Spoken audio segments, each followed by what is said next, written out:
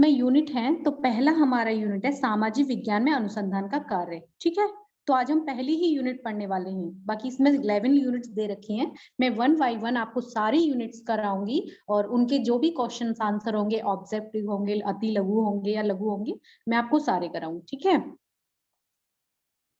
Unit first यानी इकाई 1 सामाजिक विज्ञान में अनुसंधान का कार्य।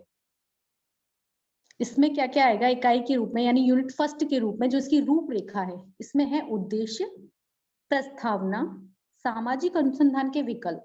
ठीक है, व्यवहारिक बुद्धि। अब हमारा सामाजिक अनुसंधान के विकल्प, इसके अंदर क्या क्या आएगा, व्यवहारिक बुद्धि। ये पॉइंट्स है, आप इन पॉइंट्स को अपने माइंड में रखिएगा, क्योंकि अगर ये पॉइंट्स भी आप उसमें लिख के आ जाते हो, ठीक है, तो भी आपको मार्क्स मिलेंगे। व्यक्तिगत अनुभव, समय पूर्व समापन, परिवेशी परिवेश प्रभाव, सामाजिक अनुसंधान में सामाजिक विचार, दुर्खिम और समाजशास्त्रीय अनुसंधान के लिए अनेक निर्देश हैं। ठीक है, उनके निर्देश हैं। अब हम पढ़ेंगे गुणात्मक और मात्रात्मक अनुसंधान। गुणात्मक अनुसंधान, गुणात्मक अनुसंधान के बौद्धिक आधार, परिघटनात्मक विज्ञान, प्रतीकात्मक अंतक्रियावाद। गुणात्मक अनुसंधान के लक्षण, मात्रात्मक शोध की प्रकृति, प्रत्यक्षवादी स्थिति, मात्रात्मक शोध के निम्न तल्लीन चिंतन, लक्ष्य, पूर्व व्यवस्थिता। अब हमारा स्टार्ट होता है यहाँ से उद्देश्य, ऑब्जेक्टिव्स। ठीक है, आप ध्यान से पढ़िएगा। अगर आपने थोड़े से भी इसमें से, जैसे उद्देश्य है, प्रस्तावना है, ये पॉइंट्स आप डाल डाल के भी लिख के आओगे तो आपको अच्छे मार्क्स मिलेंगे। ठीक है, मैं अपना तजुर्बा बता रही हूँ, जब तक आपको ये पॉइंट्स याद नहीं होंगे ना, आप उस क्वेश्चन का आंसर क्या लिखोगे, उसमें यही चीजें होती है, उद्देश्य, प्रस्तावना, उसका मूल रूप क्या था क्या नहीं। ठीक है, तो उद्देश्य अब हम पढ़ेंगे उद्देश्य। इकाई को पढ़ने के बाद आपके लिए संभव होगा, क्या उद्देश्य को समझना संभव होगा। ठीक है, सामाजिक अनुसंधान को समझना, सामाजिक अनुसंधान के विकल्पों को समझना, सामाजिक अनुसंधान में सामाजिक परिक सूझबूझ को समझना, अनुसंधान पर दुर्खिम और उनके दृष्टिकोणों को समझना, गुणात्मक और मात्रात्मक अनुसंधान को समझना। अब आता है हमारा प्रस्तावना। प्रस्तावना क्या होती है, मानव के बारे में थोड़ा सा डीपली जानकारी। ठीक है, मानव जाति में हर इंसान में किसी ना किसी रूप में एक शोधकर्ता होता है, जिनका अभिप्राय अपनी सामाजिक दुनिया को अर्थ प्रदान करना, व्याख्या करना के साथ साथ भविष्यवाणी भी करना होता है। तो इसमें क्या है, मानव जाति में हर इंसान में किसी ना किसी रूप में एक शोधकर्ता होता है।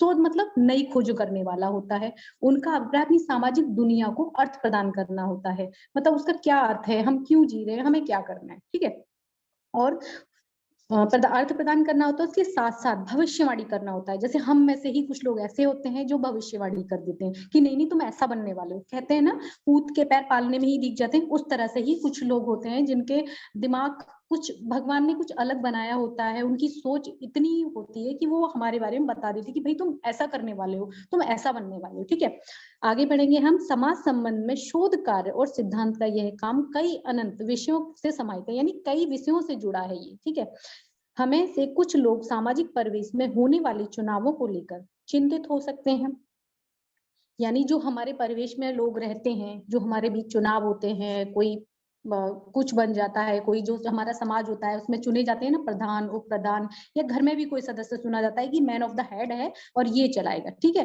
तो उस चुनावों में लेकर चिंतित हो जाते हैं लोग कि नहीं नहीं इसे ये क्यों दे दिया। ठीक है, जब दूसरे लोग समाज के मादक पदार्थों का सेवन करने, नशे की लत और हिंसा से जुड़े विषयों से परेशान हो सकते हैं। मतलब कुछ लोग होते हैं जो नहीं खाते हैं ये सब, और नशे की लत, सेवन और हिंसा, लड़ाई झगड़े से वो लोग परेशान होते हैं। कुछ बेरोजगारों की समस्या और कुछ देश में हो रही किसानात्मक घटनाओं से चिंतित होते हैं। तो आप आजकल देख रहे हो बेरोजगारी कितनी बढ़ रही है, तो इसलिए भी ये समस्या दिन पे दिन बढ़ती जा रही है। और किसान की जब फसलें बेकार हो जाती है तो क्या करता है, आत्महत्या ही करता है ना वो। तो इस बात को लेके भी उसमें समाज में चिंता रहती है कि हमारे ही समाज के लोग फसल उगाते हैं लेकिन उनको जो बेनिफिट नहीं मिल पाता, कभी बारिश के कारण, कभी कुछ, हमारी फसलें खराब हो जाती है, तो चिंता से वो आत्महत्या कर लेते हैं। जबकि कुछ अपने निजी जीवन से संबंधित चिंताओं से लड़ रहे हो सकते हैं। कुछ जलवायु परिवर्तन के कारण, कुछ क्या है, घर में गृह कलेश चलता रहता है। ठीक है, आप कुछ चीजें नोट कर लीजिएगा, पॉइंट पॉइंट, इसमें से बहुत ज्यादा नहीं, कुछ कुछ अच्छी चीजें लिख के आओगे, उससे भी आपको मार्क्स मिलेंगे। ठीक है, तो कुछ क्या है अपने गृह घर से ही संबंधित लड़ाइयों से लड़ रहे होते हैं, कुछ जलवायु परिवर्तन के कारण, ठीक है। तो घर में होता है कभी कभी लड़ाई झगड़े, तो कुछ लोग ऐसे परेशान होते हैं, और कुछ निजी जीवन से संबंधित परेशानी से जुड़े होते हैं, कुछ जलवायु परिवर्तन, जैसे कुछ लोग बाहर रहते हैं, उनको वहां का पानी सूट नहीं करता, लेकिन उनको रहना पड़ता है क्योंकि बेरोजगारी इतनी है, वहां रहते हैं, वो कमाते हैं, लेकिन उनका स्वास्थ्य ठीक नहीं रहता। तो कुछ जलवायु परिवर्तन के कारण भी ऐसा होता है। कहने का तात्पर्य है कि सूक्ष्म और बेहद दोनों ही मुद्दों से व्याकुल हो सकते हैं। हम अपने रोजमर्रा के अनुभवों को समझने और समझाने में रुचि रखते हैं। आपने भी देखा होगा, जैसे आप स्कूल जाते हो या कॉलेज जाते हो, एक्चुअली आप तो कॉलेज में हो, तो आप कॉलेज जाते हो तो अपने फ्रेंडों से कोई बात हुई हो, घर आने के बाद तो अपने फ्रेंडों को बताते हो, और जो बात इस कॉलेज में होती है आपके, तो अपने घर पे आके बताते हो। तो यानी हम अपने जो विचार हैं वो दूसरों में मतलब बताने में रुचि रखते हैं, ठीक है। जिज्ञासा का यह मूल भाव सामाजिक विज्ञान अनुसंधान की आधारभूत और रचनात्मक नींव है। यानी जो जिज्ञासा रहती है हमारे मन में, भाव रहते हैं किसी के बारे में जानने के और उसको कुछ बताने के, जो मूल भाव होते हैं, ये है उनकी आधारभूत संरचनात्मक नींव है, ठीक है। तो आप ये सामाजिक विज्ञान क्या होता है? सामाजिक विज्ञान जो होता है, जो हमारे पास आंकड़े एकत्रित होते हैं, उनको मतलब जो इकट्ठा होते हैं, उन आंकड़ों को हम विज्ञान कहते हैं, ठीक है। आगे चलेंगे। मनुष्य अपने विचारों को अभिग्रह नहीं होता, लेकिन तदनुसार इस पर प्रक्रिया करता रहता है। यानी अपने विचारों में वह अभिग्रह नहीं होता, यानी अपने ही विचारों को दूसरों के साथ बांटने में वह अभिग्राहक नहीं होता। मानव की इस पर कभी कभी वो क्या करता है कि अपनी बातों को किसी और के साथ शेयर नहीं करना चाहता, ठीक है ना। अभिग्राहक मतलब ग्राहक नहीं बनना चाहता वो। मानव की इस प्रकृति और स्वरूप के कारण सामाजिक वास्तविकता मानव जाति को समझने, उसकी व्याख्या करने के लिए हमेशा बदलती रहती है। यानी जो मानव की सोच होती है, अभी हम यहाँ हैं, हमने सोचा हम ये काम नहीं करेंगे, लेकिन कर देते हैं, फिर हम वही काम करते हैं, तो उसकी सोच हर पल बदलती रहती है। और इस बदलती सामाजिक वास्तविकता की भविष्यवाणी करने के लिए कई प्रकार के प्रश्नों को प्रस्तुत करने के साथ साथ अनेकों सवाल उठते ही रहते हैं।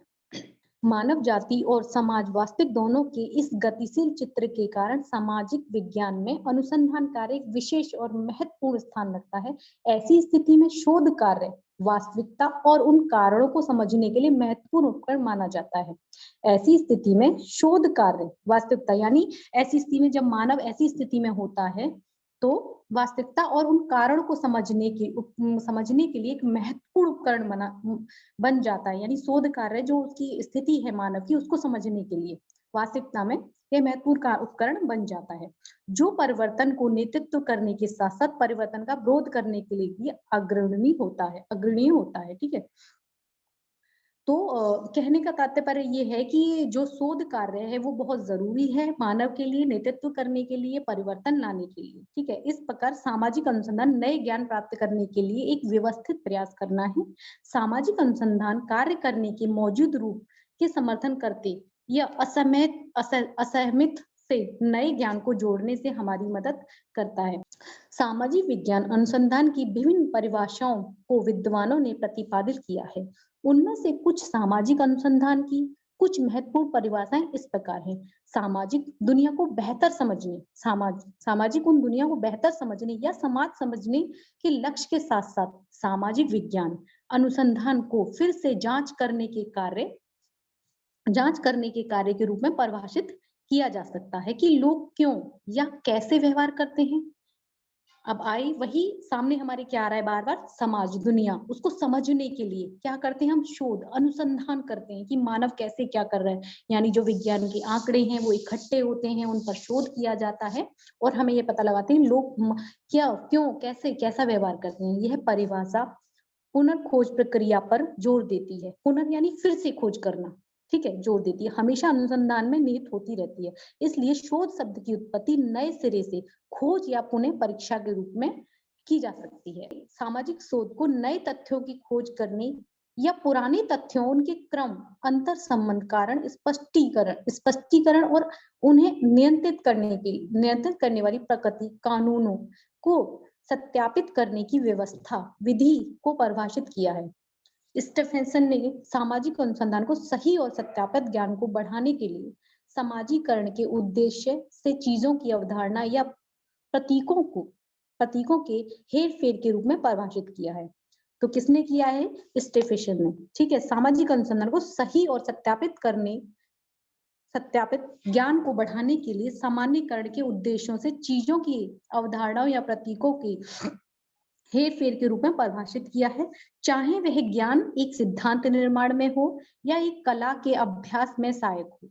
सामाजिक अनुसंधान को समस्याओं को परिभाषित और पुनः परिभाषित करने, परिकल्पना तैयार करने या समाधान समझने, डेटा एकत्रित करने, मूल्यांकन करने, कटौती करने, निष्कर्ष निकालने और अंत में ध्यान से निष्करण का परीक्षण करने, निर्धारित करने और फिर से तैयार की गई कल्पना के रूप में परिभाषित किया गया है। तो उन्होंने क्या कहा है? सामाजिक अनुसंधान को सही और सत्यापित ज्ञान को बढ़ाने के लिए सामान्यीकरण के उद्देश्य से। ठीक है, अब हम आगे बढ़ेंगे।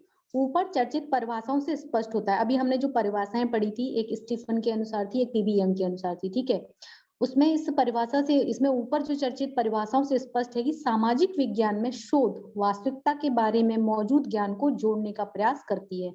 हालांकि जितना लगता है उतना सरल सामाजिक अनुसंधान नहीं है, यानी हम जितना सरल समझते हैं सामाजिक अनुसंधान को, समाज के बारे में समझना, मानव के बारे में समझना, उतना इजी नहीं है। सामाजिक अनुसंधान करने में अनुसंधान की प्रविधियां, उपकरण और तकनीकी शामिल हैं, जो हमारे प्रयोजनार्थक संबंध, चर और परिकल्पना के परीक्षण के बीच संबंध, अंत संबंध को तैयार करने में मदद करते हैं। चर यानी जो इंसान, जानवर जो भी होते हैं, उनके बीच संबंध स्थापित करने, परिकल्पना, ठीक है, मानी हमारी सोच के बीच में संबंध स्थापित करने में मदद करते हैं। परिभाषा से यह स्पष्ट हो जाता है कि अनुसंधान कार्य एक सामान्य और आम व्यक्ति का काम नहीं है। ठीक है, तो ये एक अनुसंधान को ये काम आम व्यक्ति नहीं कर सकता, इसे वही कर सकता है जिसने बहुत गहन अध्ययन किया हो। ठीक है, हम जैसे लोग कुछ भी नहीं कि भाई कुछ उठाया और बस कि हाँ ये परिणाम, नहीं, पहले हमें उसके बाद उसको देखना पड़ता है, उसको समझना पड़ता है, फिर उस पर कुछ प्रयोग किए जाते हैं, उसके बाद ये अनुसंधान सामने आता है कि हाँ वास्तविकता थी क्या। ठीक है, आम व्यक्ति इस काम को नहीं काम का नहीं है, बल्कि यह एक विशेष कार्य होता है जिस प्रशिक्षित, निपुण और योग्य लोगों द्वारा किया जाने की आवश्यकता होती है, जिससे प्रशिक्षित, निपुण और योग्य लोगों द्वारा किए जाने की आवश्यकता होती है, ताकि वास्तविकता के सर्वेक्षण और जांच पड़ताल का कार्य, पुनः अविशेषण करने का कार्य एक व्यवस्थित तरीके से किया जा सके। इसलिए ऐसे कार्य शोधकर्ता के अनुसंधानात्मक अभिविन्यास पर निर्भर करता है। ठीक है, आप ये मत सोचिए कि मैं आपको एक स्टोरी सुना रही हूँ। ठीक है, इस स्टोरी में भी बहुत कुछ है, आप छोटे छोटे पॉइंट्स लिख सकते हैं इसमें से, और इस जैसे हमारा ये यूनिट खत्म हो जाएगा, इसके बाद मैं आपके इनके सारे क्वेश्चन आंसर मैं आपको कराऊंगी, और वही कराऊंगी जिनसे आपकी परसेंटेज अच्छी बने। ठीक है, सामाजिक अनुसंधान कार्यों में सामाजिक दुनिया के बारे में कुछ नए समझने और सीखने जैसी कार्यकलापों को शामिल किया गया है। इसीलिए एक शोधकर्ता को तार्किक रूप से सोचने, नियमों का पालन करने और बार-बार चरणों को दोहराने की आवश्यकता होती है।